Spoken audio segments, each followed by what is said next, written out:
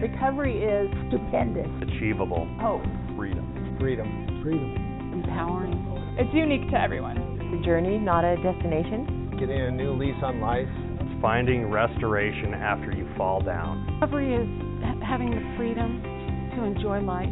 For me, it was finding a way to really love myself. My recovery is possible in part because of my own sense of purpose. Welcome to Controversial Conversations. The podcasts in this series are a dramatization of debates concerning subjects that may be controversial. The views expressed are not necessarily those of Montana's Peer Network or the staff or board of Montana's Peer Network. We hope to provide both sides of the controversy and to model ways that others can respectfully disagree and discuss difficult topics. So today we're here to talk about the case against Purdue Pharma.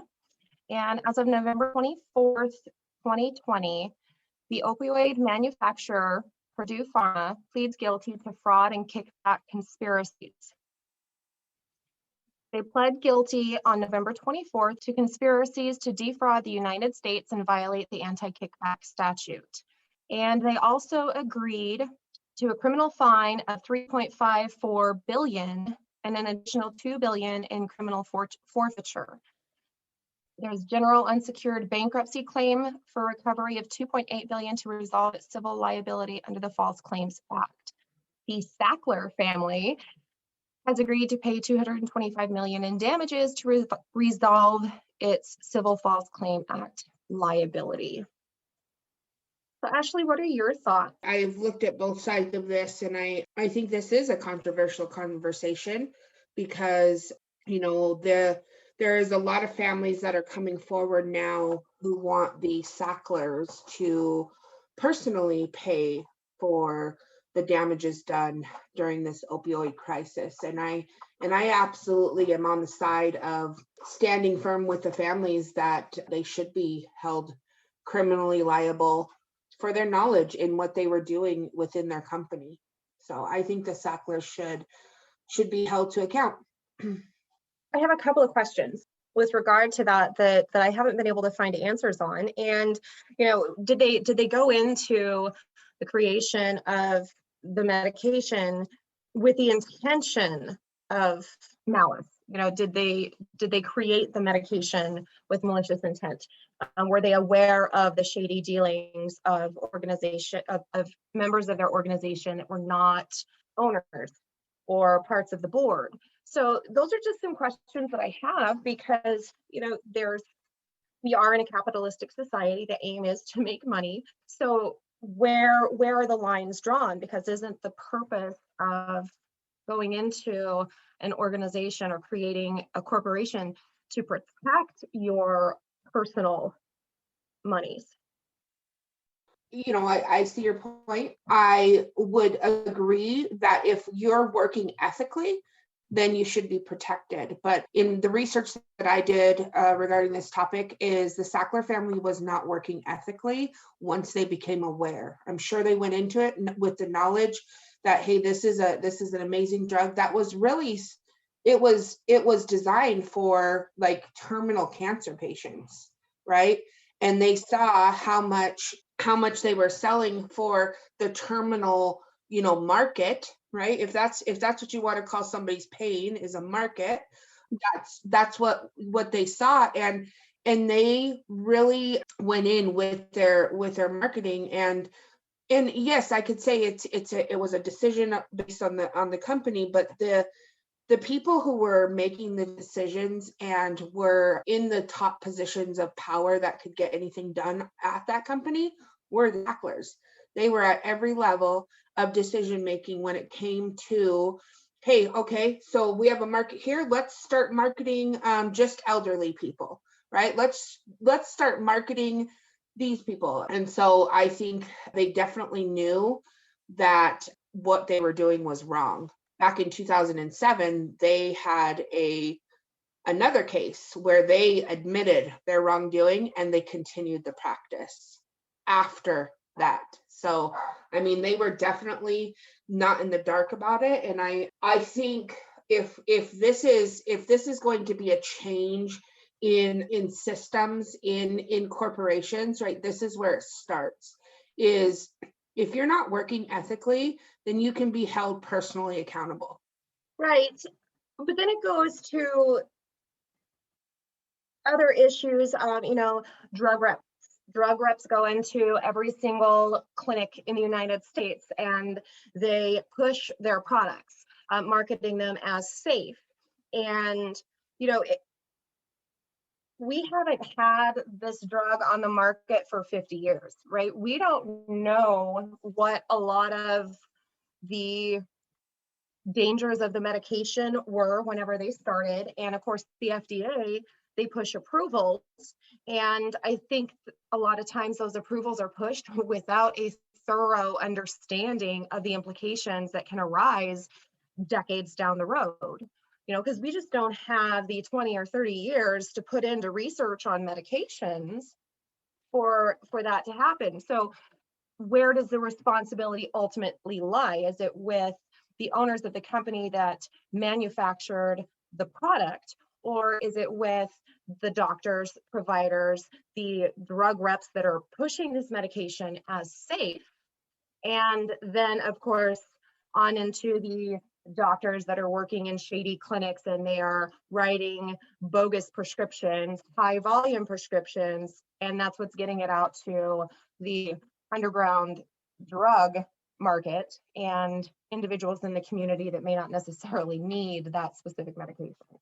Yeah, I mean, I think there is a lot of people that are responsible for this epidemic. I don't believe it was just one person, but I believe that the accountability has to start from the top down, right? So if we hold the Sackler family personally liable for this, then all of these litigations can go to the other people that were involved. But on that point, there was a huge education piece that the Sackler family put in, to where all of these people who were involved in the ultimate demise of the patients who were taking this medication and then became addicted, they educated at colleges, at pre-med students. They went and educated at the clinics, right?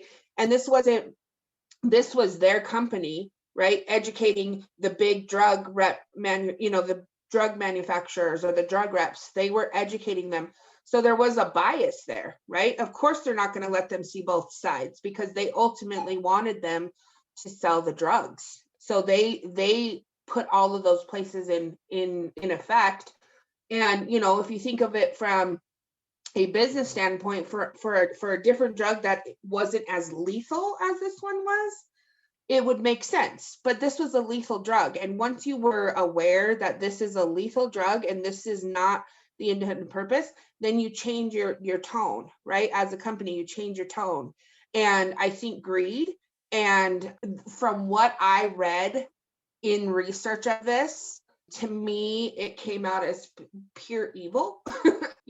I don't know. I just think that then you should have changed. And the Sacklers, once they realized, and this is kind of why I am more towards like, let's hold them personally accountable, right?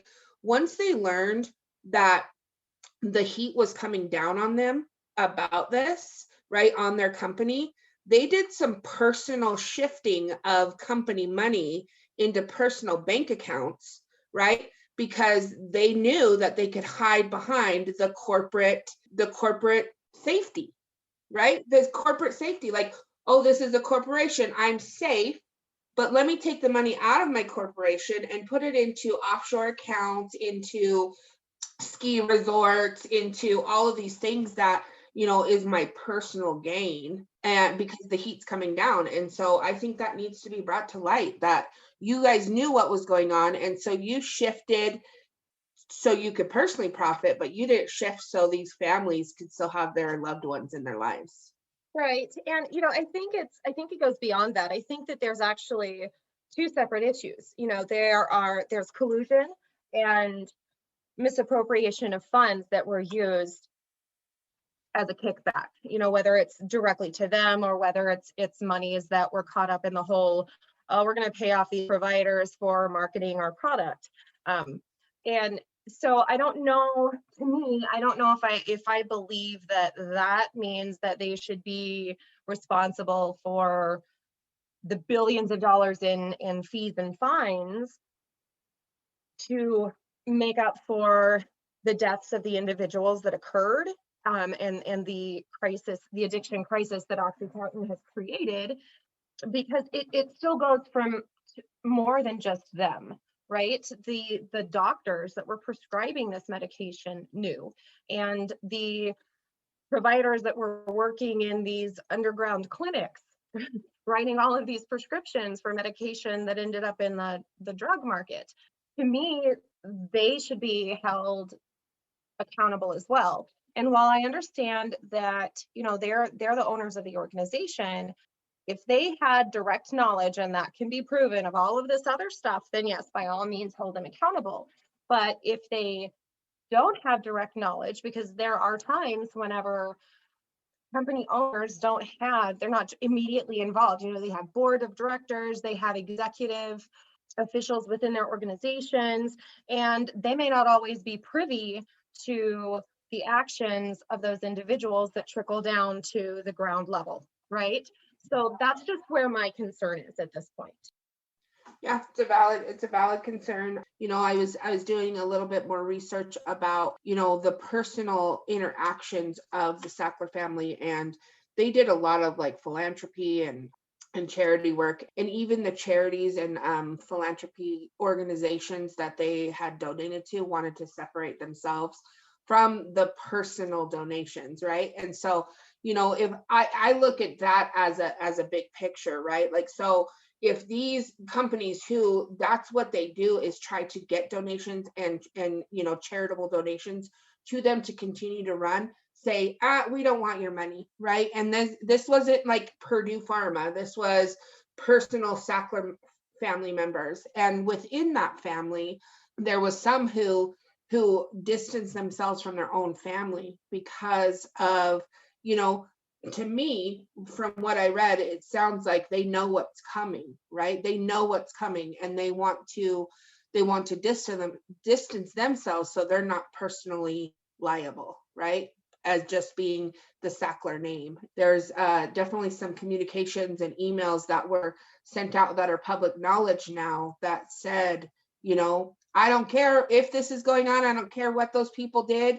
You continue, right? And the person that said that needs to be held to account. Go say that to this mother who's mourning the loss of her son. Go say that to her face. So this is where I don't think there will ever be 100% consensus on one side or the other, right? And that's the purpose of us having these conversations and introducing this series, is to demonstrate that we can have healthy conversation, be professional whenever we have differences in opinion. I'm on the fence and I can see both sides. And I think that's why it's difficult for me to just say, oh, well, absolutely this, or, absolutely no, absolutely yes, because I can see both sides of it. And I think that's a good place to be too, to be able to see both sides and all of the different perspectives of the different players involved. Ultimately, yes, I believe somebody needs to be held accountable, whether it goes beyond the Sackler family on up to the FDA, but then that's a whole other can of worms, right? Because the government, the feds, are going to do everything they can to not be accountable for something like that too. So even though I think that they have every bit as much of a part in it as the owners, the people that produce the medication. What do you think about that? Well, I think, my hat is off to these families who are standing up against this huge money motivated bureaucratic establishment, right? Like my hat is off to them, and I stand with them in, what, you just keep trying until you are successful or you can sleep at night, right? Like I truly believe that if we want, as a society, if we want to kind of eliminate this corporate safety, because I mean there's different things that come into play. Like I think about right now the time that we're in, and we're in a time of COVID, and part of the reason why we can't get relief is because they want to make sure corporations are safe. Screw the people. We want to make sure that corporations are safe. And so I think it's a conversation that needs to start to be had across this nation about, us standing up for what we think is right and not being deterred because the other side is this big scary shark with these teeth that could hurt us. You know what I mean? And we're just gonna go in. I can definitely agree with you on that part.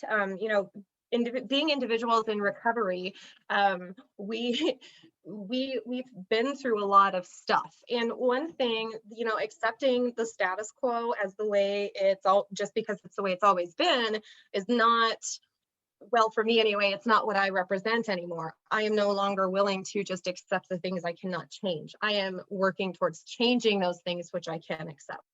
And I think that goes right along with what you said.